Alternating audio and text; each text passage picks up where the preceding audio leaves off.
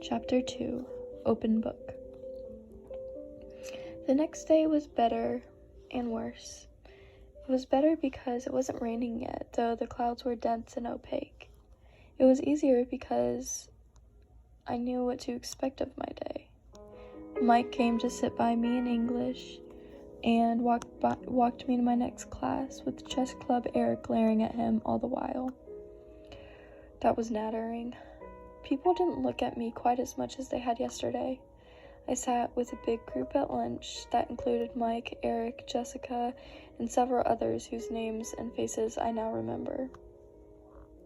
I began to feel like I was treading water instead of drowning in it. It was worse because I was tired. I still couldn't sleep with the wind echoing around the house. It was worse because Mr. Varner called me in trig when my hand wasn't raised and I had the wrong answer. It was miserable because I had to play volleyball, and the one time I didn't cringe out of the way of the ball, I hit my teammate in the head with it. And it was worse because Edward Cullen wasn't in school at all. All morning I was dreading lunch, fearing his bizarre glares. Part of me wanted to confront him and demand to know what his problem was, while I was lying sleepless in my bed. I even imagined what I would say, but I knew myself too well to think I would really have the guts to do it.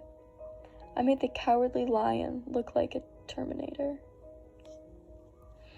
But when I walked into the cafeteria with Jessica, trying to keep my eyes from sweeping the place for him, and failing entirely, I saw that his 4 siblings, or sorts, were sitting together at the same table, and he was not with them.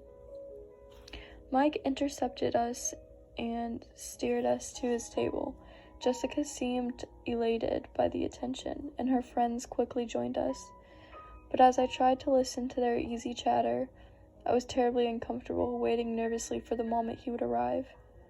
I hoped that he would simply ignore me when he came and prove my suspicions false. He didn't come, and as the time passed, I grew more and more tense. I walked to biology with more confidence when, by the end of lunch, he still hadn't showed up. Mike, who was talking on the qualities of a golden retriever, walked faintly by my side to class. I held my breath at the door, but Edward Cullen wasn't there. I exhaled and went to my seat. Mike followed, talking about an upcoming trip to the beach. He lingered by my desk till the bell rang. Then he smiled at me wistfully and went to sit by a girl with braces and a bad perm. It looked like I was going to have to do something about Mike, and it wouldn't be easy in a town like this, where everyone lived on top of everyone else. Diplomacy was essential. I had never been enormously tactful.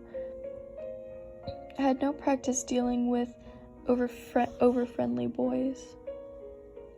I was relieved that I had the desk to myself, that Edward was absent.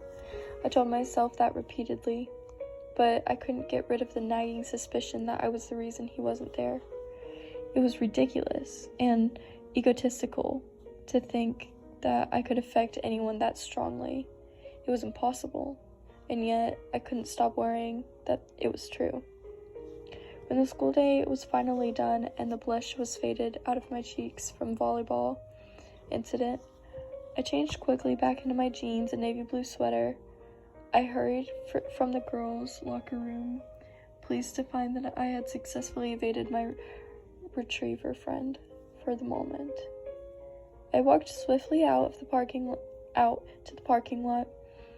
It was crowded now with fleeing students. I got in my truck, dug through my bag to make sure I had what I needed. Last night I discovered that Charlie couldn't cook much besides fried eggs and bacon, so I requested that I be assigned kitchen detail for the duration of my stay.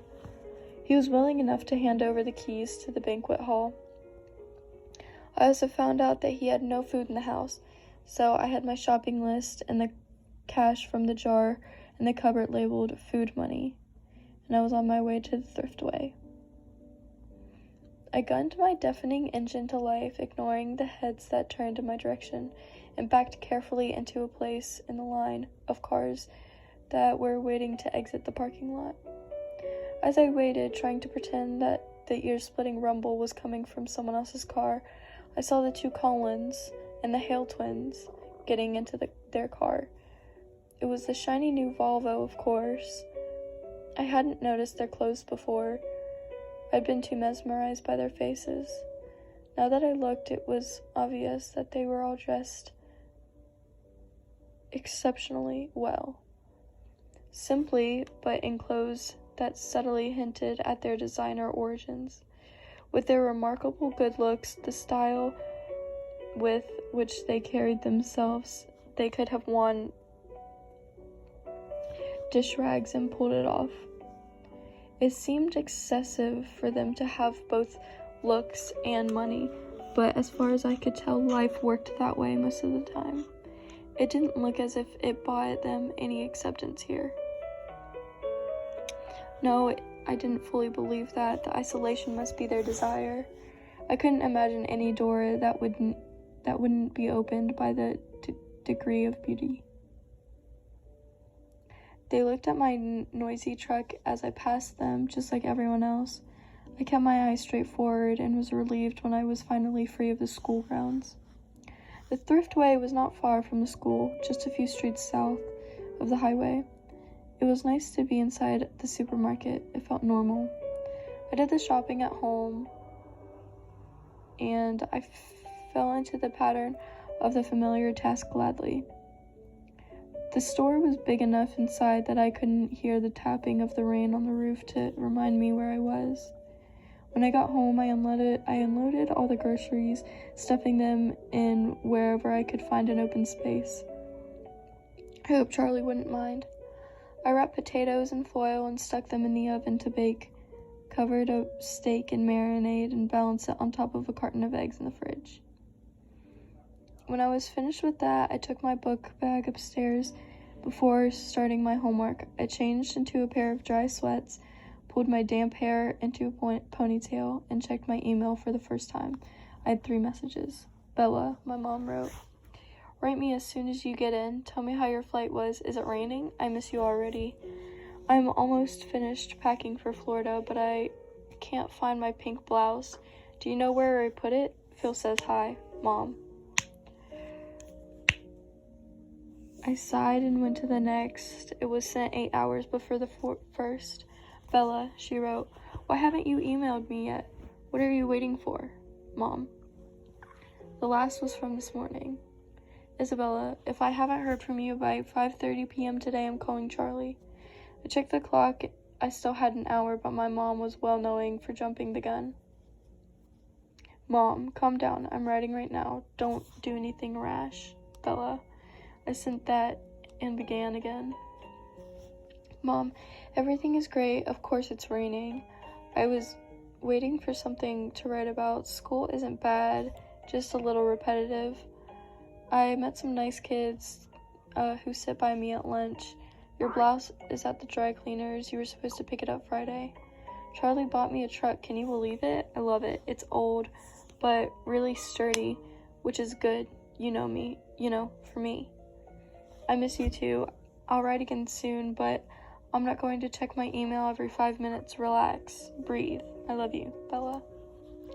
I decided to read Wuthering Heights, the novel that we were currently studying in English yet again for the fun of it, and that's what I was doing when Charlie came home. I lost track of time, and I hurried downstairs to take the potatoes out and put the steak in to broil. "Bella," my father called out when he heard me on the stairs. "Who else?" I thought to myself. "Hey, Dad, welcome home." "Thanks." He hung up his gun belt, stepped out of his boots. I bustled about the kitchen. As far as I was aware, he'd never shot the gun on the job, but he kept it ready. When I came here as a child, he would always remove the bullets as soon as he walked into the door. I guess he considered me old enough now not to shoot myself by accident, and now depressed enough to shoot myself on purpose. What's for dinner? He asked wearily. My mother was an imaginative cook, and her experiments weren't always edible. I was surprised and sad that he seemed to remember that far back. Steak and potatoes, I answered. He looked relieved. He seemed to feel awkward standing in the kitchen doing nothing. He lumbered into the living room to watch TV while I worked. We were both comfortable that way. I made a salad while the steaks cooked and set the table. I called him in when dinner was ready, and he sniffed appreciatively as he walked into the room. "Smells good, Belle." "Thanks." We ate in silence for a few minutes. It wasn't uncomfortable. Neither of us was bothered by the quiet. In some ways, we were well suited for living together. "So, how do you like school? Have you made new friends?"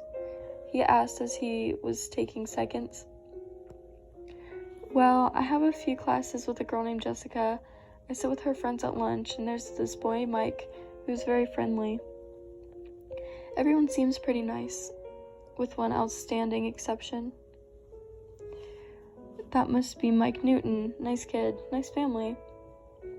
His dad owns a sporting goods store just outside of town. He makes a good living, all the backpackers who come through here." "Do you know the Collin family?" I asked hesitantly.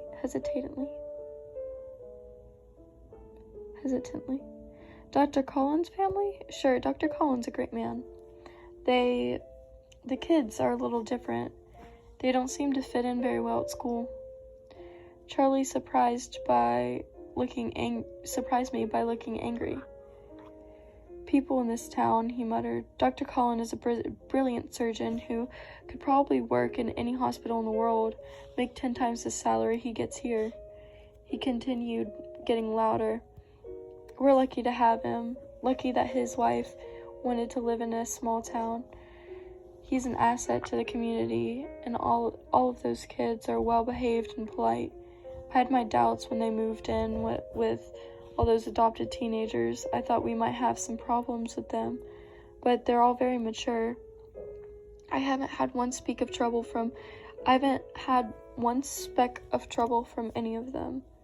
That's more than I can say for the children of some folks who have lived in this town for generations. And they stick together the way a family should. Camping trips together every other weekend just because they're newcomers. People have to talk." It was the longest speech I've ever heard Charlie make. He must feel strongly about whatever people were saying. I backpedaled. "They seem nice enough to me. I just noticed that they kept to themselves. They're all very attractive," I added, trying to be more complimentary. "You should see the doctor," Charlie said, laughing. "It's a good thing he's happily married. A lot of the nurses at the hospital have a hard time concentrating on their work with him around." We lapsed back into silence as we finished eating. He cleared the table while I started on the dishes. He went back to the TV. And after I finished washing the dishes by hand, no dishwasher, I went upstairs unwillingly to work on my math homework. I could feel tradition in the making. That night, it was finally quiet. I fell asleep quickly, exhausted. The rest of the week was uneventful. I got used to the routine of my classes. By Friday, I was able to recognize, if not name, almost all the students at the school. In gym, the kids on my team learned not to pass me the ball, to step quickly in front of me if the other team tried to take advantage of my weakness. I happily stayed out of the way. Edward Collin didn't come back to school. Every day I watched anxiously until the rest of the Collins entered the cafeteria without him. Then I could relax and join in the lunchtime conversation. Mostly it centered around a trip to the La Push Beach Ocean Park. In 2 weeks that Mike was putting together, I was invited and I had agreed to go, more out of politeness than desire. Beaches should be hot and dry. By Friday, I was perfectly comfortable entering my biology class, no longer worried that Edward would be there. For all I knew, he had dropped out of my school. I tried not to think about him, but I couldn't totally suppress the worry that I was responsible for his continued absence, ridiculous as it seemed. My first weekend in Forks passed without incident. Charlie, unused to spending time in the usually empty house, worked most of the weekend. I cleaned the house, got ahead on my homework, and wrote my mom more bogusly cheerful email. I did drive to the library Saturday, but it was so poorly stocked that I didn't bother to get a card. I would have to make a date to visit Olympia or Seattle soon to find a good bookstore. I wondered idly what kind of gas mileage the truck got, and shuddered at the thought. The rain stayed soft over the weekend, quiet as I was able to sleep well. People greeted me in the parking lot Monday morning. I didn't know all their names, but I waved back and smiled at everyone. It was colder this morning, but happily not raining. In English, Mike took his accustomed seat by my side. We had a pop quiz on Wuthering Heights, and it was straightforward, very easy. All in all, I was feeling a lot more comfortable than I had thought I would feel at this point, more comfortable than I had ever expected to feel here. When we walked out of class, the air was full of swirling bits of white. I could hear people shouting excitedly to each other. The wind bit at my cheeks, my nose. "Wow," Mike said, "it's snowing." I looked at the little cotton fluffs that were building up along the sidewalk and swirling erratically past my face. Ew. Snow. There went my good day. He looked surprised. "You don't like snow?" "No. That means it's too cold for rain, obviously. Besides, I thought it was supposed to come down in flakes, each one unique, all that. These just look like ends of Q-tips." "Have you ever seen snowfall before?" "Sure I have." I paused. "On TV." Mike laughed, and then a big squishy ball of dribbling snow smacked into the back of his head. We both turned to see where it came from. I had my suspicions about Eric, who was walking away, his back towards us. It was the wrong direction for his next class. Mike patently had the same notion. He bent over and began scraping together a pile of white mush. "I'll see you at lunch, okay?" I kept walking as I spoke. Once people start throwing wet stuff, I go inside. He just nodded, his eyes on Eric's retreating figure. Throughout the morning, everyone chattered excitedly about the snow. Apparently, it was the first snowfall of the new year. I kept my mouth shut. Sure, it was drier than rain until it melted in your socks. I walked alertedly to the cafeteria with Jessica after Spanish. Mush balls were flying everywhere. I kept a binder in my hands, ready to use it as a shield if necessary. Jessica thought I was hilarious, but something in my expression kept her from lobbing a snowball at me herself. Mike caught up to us as we walked to the doors, laughing, with eyes melted in the spikes in his hair. He and Jessica were talking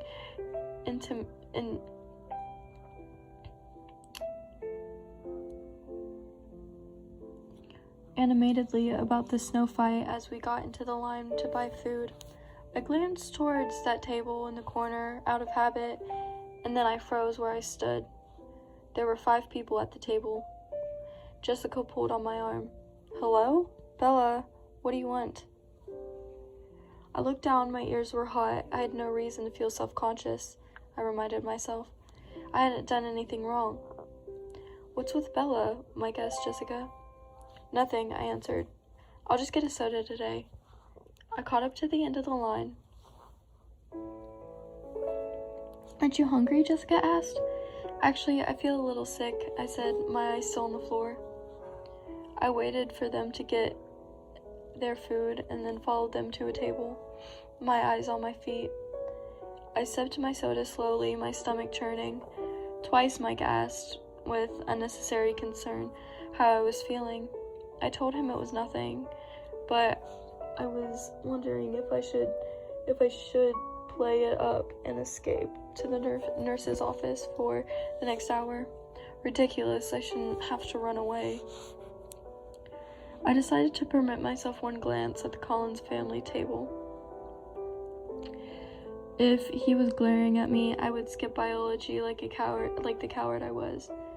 I kept my head down and glanced up under my lashes. None of them were looking this way. I lifted my head a little. They were laughing. Edward, Jasper, and Emmett all had their hair entirely saturated with melting snow. Alice and Rosalie were leaning away as Emmett shook his dripping hair towards them. They were enjoying the snowy day just like everyone else, only they looked more like a scene from a movie than the rest of us. But aside from the laughter and playfulness, there was something different. I couldn't quite pinpoint what that difference was. I examined Edward the most carefully. His skin was less pale. I decided flushed from the snow white, maybe. The circles under his eyes much less noticeable, but there was something more. I pondered, staring, trying to isolate the change. Bella, what are you staring at? Jessica intruded, her eyes following my stare. At that precise moment, his eyes flashed over to meet mine. I dropped my head, letting my hair fall to conceal my face. I was sure, though, in the instant our eyes met, that he didn't look harsh or unfriendly as he had the first time I'd seen him.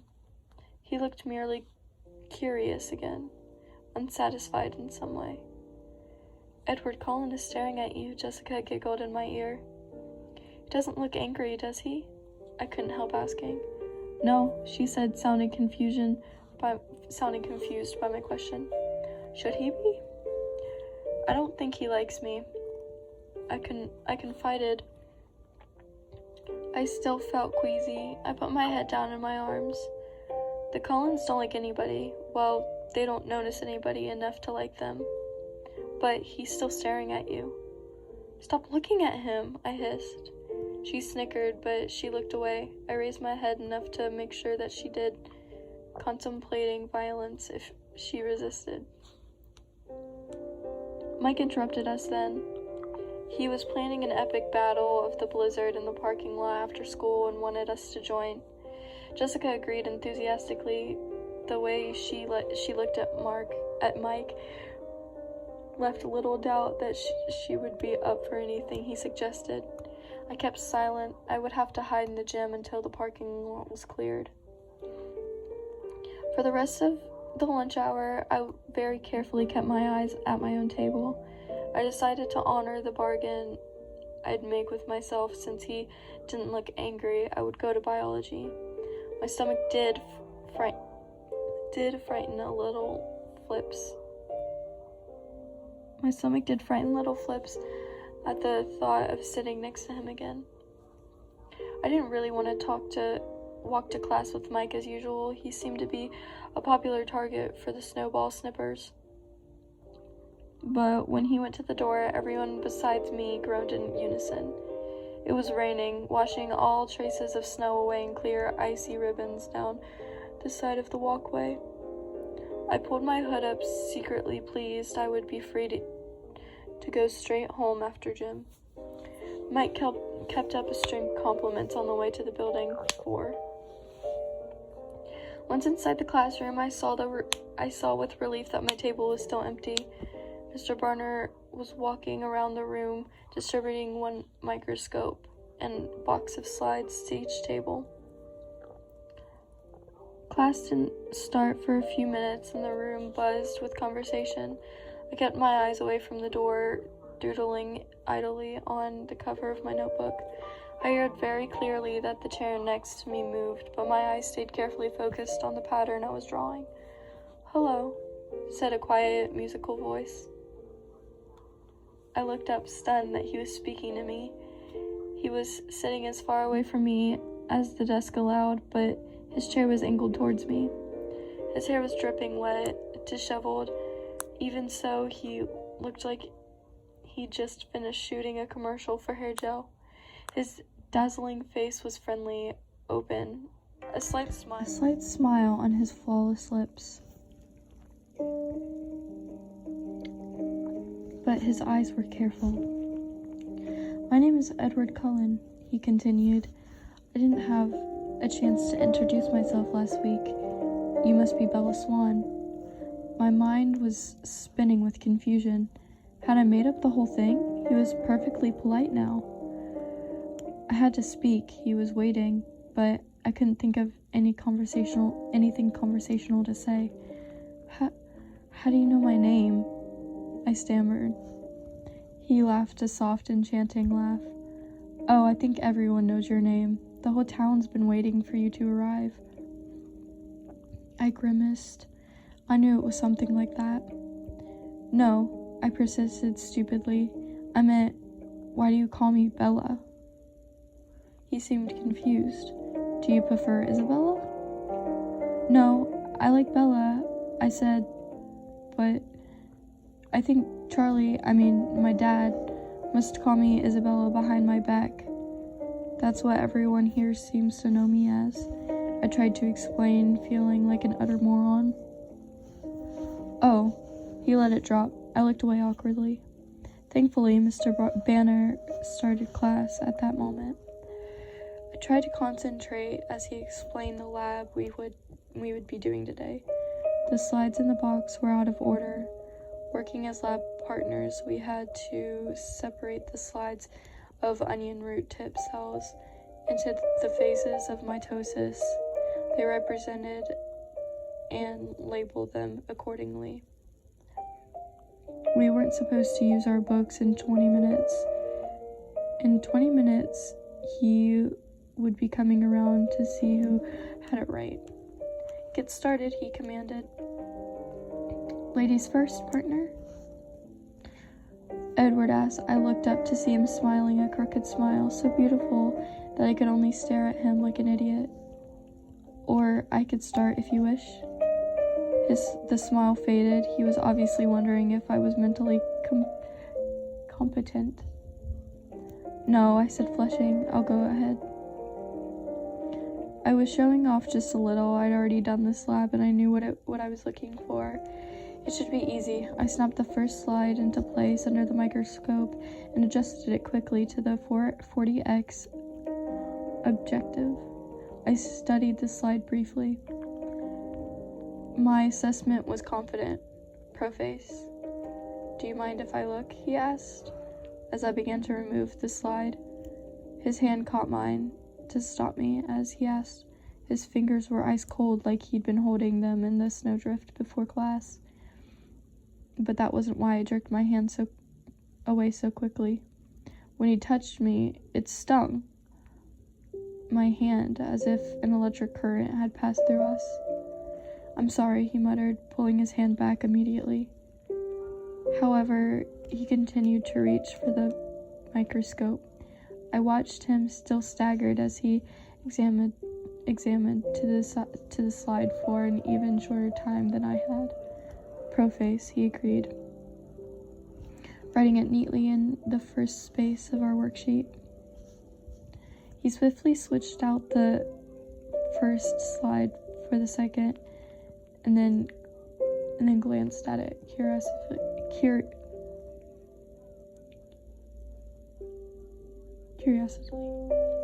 "Anaphase," he murmured, writing it down as he spoke. I kept my voice indifferent. "May I?" He smirked and pushed the microscope to me. I looked through the eyepiece eagerly, only to be disappointed. Dang it, he was right. "Slide 3? I held out my hand without looking at him. He handed it to me. It seemed like he was being careful not to touch my skin again. I took the most fleeting look I could manage. "Interface." I passed him the microscope before he could ask for it. He took a swift peek, then wrote it down. I would have written it while he looked, but his clear, elegant script intimidated me. I didn't want to spoil the page with my clumsy scrawl.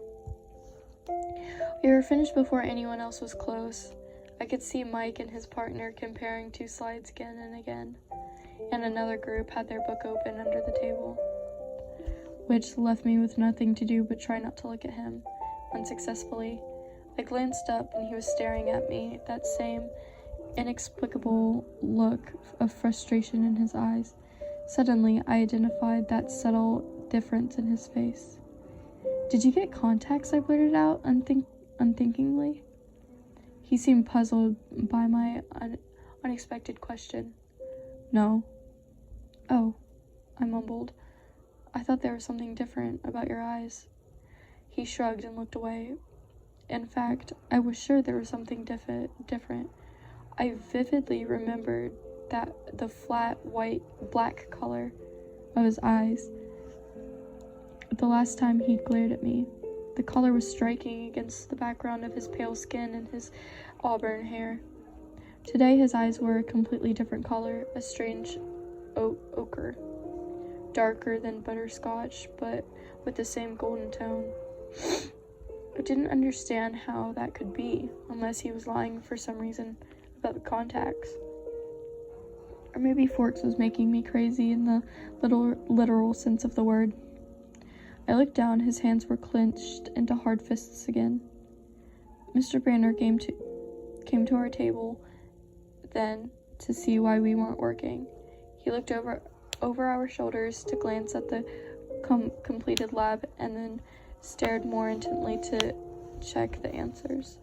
"So, Edward, didn't you think Isabella should get a chance with the microscope?" Mr. Banner asked. "Bella," Edward corrected automatically. Actually, she identified 3 of the 5. Mr. Banner looked at me now. His expression was skeptical. "Have you done this lab before?" he asked. I smiled sheepishly. Not with onion root. Whitefish blastula. Yeah. Mr. Banner nodded. "Were you in an advanced placement program in Phoenix?" "Yes." "Well," he said after a moment, "I guess it's good you 2 are lab partners." He mumbled something else as he walked away. After he left, I began doodling on my notebook again.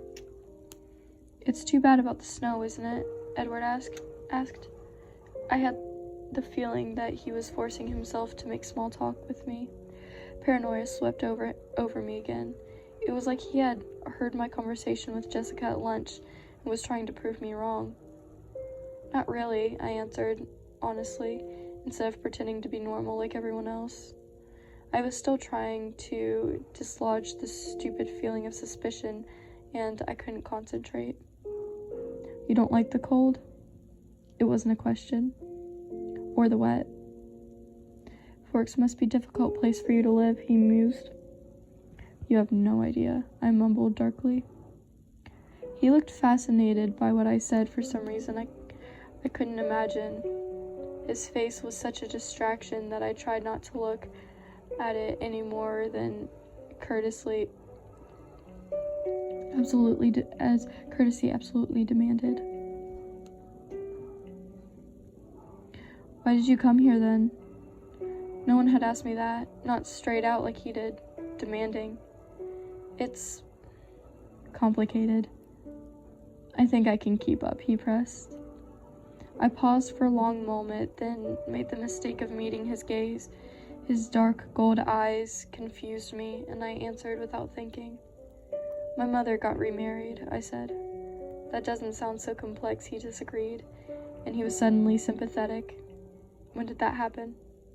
"Last September." My voice sounded sad even to me. "And you don't like him?" Edward surmised, his tone still kind. "No, Phil is fine. Too young, maybe, but nice enough." "Why didn't you stay with him?" I couldn't fathom his interest, and he continued to stare at me with penetrating eyes as if my dull life story was somehow vitally important. Phil travels a lot. He plays ball for a living. I half smiled. Have I heard of him? He asked, smiling in response. Probably not. He doesn't play well, strictly minor league. He moves around a lot. And your mother sent you here so she could travel with him? He said in an assumption again, not a question. My chin raised a fraction. No, she did not send me here. I sent myself. His eyebrows knit together. I don't understand, he admitted. And he seemed unnecessarily frustrated by the fact. I sighed. Why was I explaining this to him? He continued to stare at me with obvious curiosity. She stayed with me at first, but she missed him. It made her unhappy, so I decided it was time to spend some quality time with Charlie. My voice was glum by the time I finished. But now you're unhappy, he pointed out. And? I challenged. That doesn't seem fair. He shrugged, but his eyes were still intense. I laughed without humor.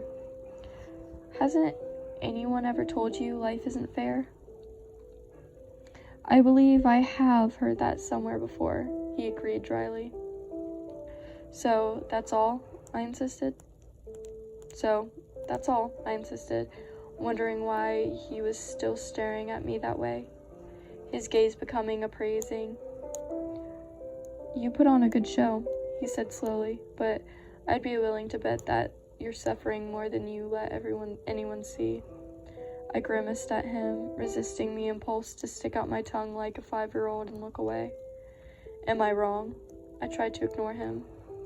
I don't think so, he murmured smugly. Why does it matter to you? I asked, irritated. I kept my eyes away, watching the teacher make his rounds.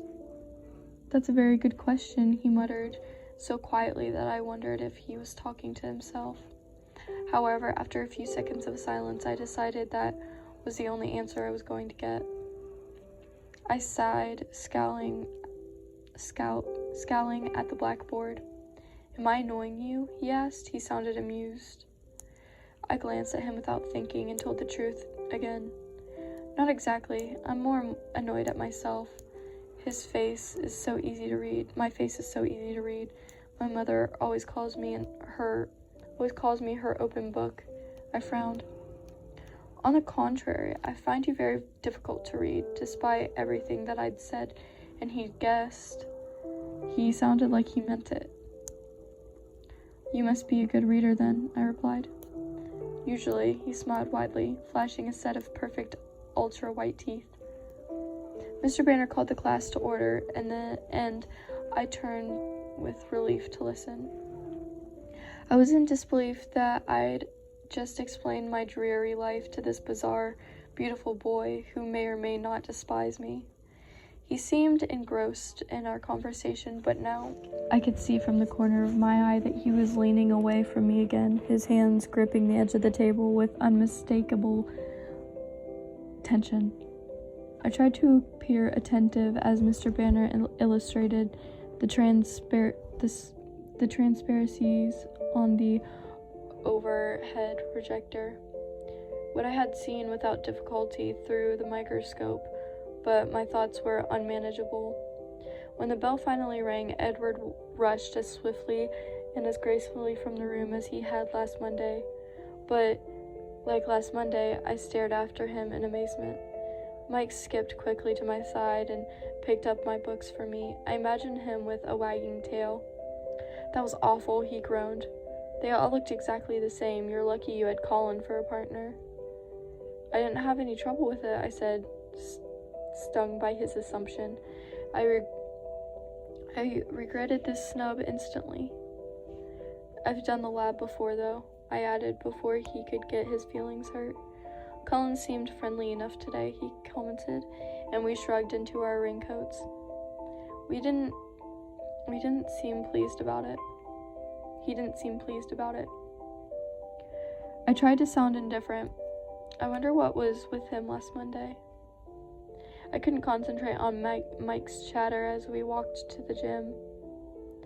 And Ari didn't do much to hold my attention either.